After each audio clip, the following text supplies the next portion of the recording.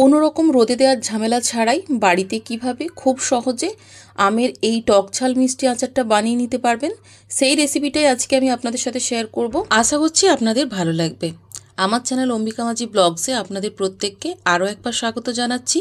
আর হ্যাঁ, যেই পদ্ধতিতে আজকে আপনাদেরকে দেখাচ্ছি ঠিক সেমভাবেই কিন্তু আমি আমার বাড়ির জন্য সারা বছরের এই আচারটা বানিয়ে নিয়ে সংরক্ষণ করি। তো দেখুন, এই আচারটা বানানোর জন্য আমি প্রথমেই মোটামুটি 1 থেকে 1.5 কেজির মতো আম নিয়েছি। এখানে আমি পারফেক্ট মাপ জানি না, মোটামুটি আন্দাজে আমি আমগুলো নিয়েছি।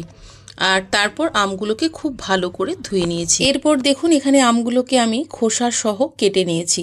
ডুমো ডুমো করে কাটা যেটাকে বলে, সেইভাবে আমি কেটে নিয়েছি। আমি কিন্তু এখানে আমগুলোকে ধুয়ে কেটেছিলাম এবং কাটার পর আরও একবার ধুয়ে নিয়েছি। যেহেতু এখানে আমগুলোকে আমি বঁটিতে কেটেছিলাম, তাই ওর গায়ে একটু কালো কালো ধরনের দাগ হয়ে গিয়েছিল। তো সেই জন্য আমি আমগুলোকে আরও একবার ভালো করে ধুয়ে নিয়েছি। এরপর দেখুন, আমগুলোকে আমি একটা কিচেন টাওয়ালের মধ্যে নিয়ে নিয়েছি। আর আমের মধ্যে যে জলগুলো আছে একদম, সেগুলোকে শুকনো করে ভালো করে মুছে নিচ্ছি আমগুলোকে। তো আপনারা চাইলে এই প্রসেসটা করতে পারেন, অথবা ফ্যান চালিয়ে বেশ কিছুক্ষণ ফ্যানের নিচে রেখে আমগুলোকে শুকনো করে নিতে পারেন। আমের গায়ে লেগে থাকা এই জলটা পুরোপুরি শুকনো হয়ে গেলে আমের আচারটা দীর্ঘদিন ভালো থাকবে, খারাপ হয়ে যাবে না। তো এক্ষেত্রে আপনারা চাইলে 5 থেকে 7 মিনিট মতো একটু রোদে দিয়েও শুকনো করে নিতে পারেন। তো দেখুন, এখানে আমি আমের গায়ের জলগুলোকে খুব ভালো করে মুছে নিয়েছি। এরপর আমের মধ্যে আমি দিয়ে দিচ্ছি লবণ, পরিমাণ মতো লবণ দিয়ে ভালো করে মাখিয়ে নিলাম। এরপর এটা মোটামুটি 15 মিনিট থেকে 20 মিনিট মতো রেখে দিতে হবে, যাতে করে এর এক্সট্রা জলটা ঝরে যায়।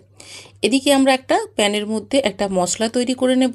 তার জন্য প্যানেই প্রথমেই দিয়ে দিচ্ছি 1 চামচ পরিমাণ মৌরি, আর দিচ্ছি 1 চামচ পরিমাণ জিরে, আর দিয়েছি 4টে শুকনো গোটা লঙ্কা, আর দিয়েছি এখানে 1 চামচ পরিমাণ কালো সর্ষে, আর দিয়েছি 1 চামচ পরিমাণ ধনে, আর দিয়েছি 1 চামচ পরিমাণ কালো জিরে। তো দেখুন, এখানে আমার সমস্ত উপকরণগুলো তাওয়ার ওপর দেয়া হয়ে গেছে।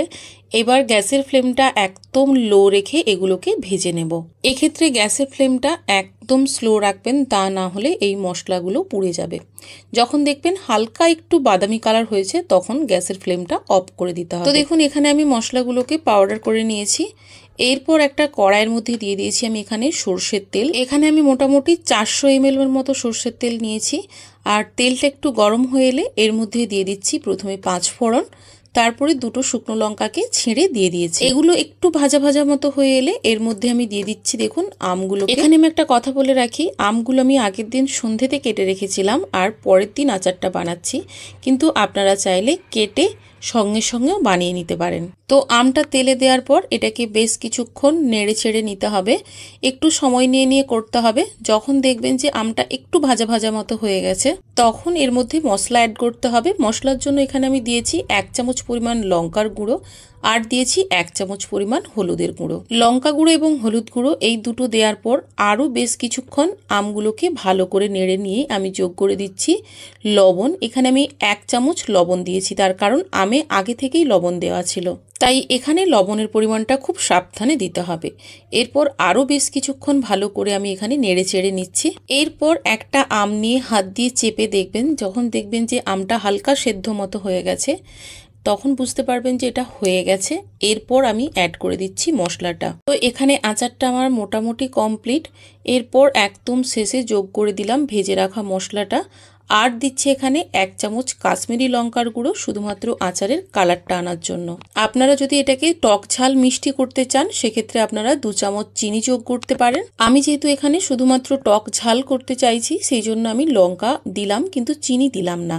আপনারা কিন্তু চিনি এখানে যোগ করতে পারেন। এই পদ্ধতিতে আচার বানিয়ে রাখলে আচার কোনো দিনই খারাপ হবে না, সারা বছর একদম ভালো থাকবে, কোনো রকম গন্ধ আসবে না। তো দেখুন, এখানে আচারটা বানানো আমার কমপ্লিট। আমি এটা একটা জারের মধ্যে ভরে নিচ্ছি।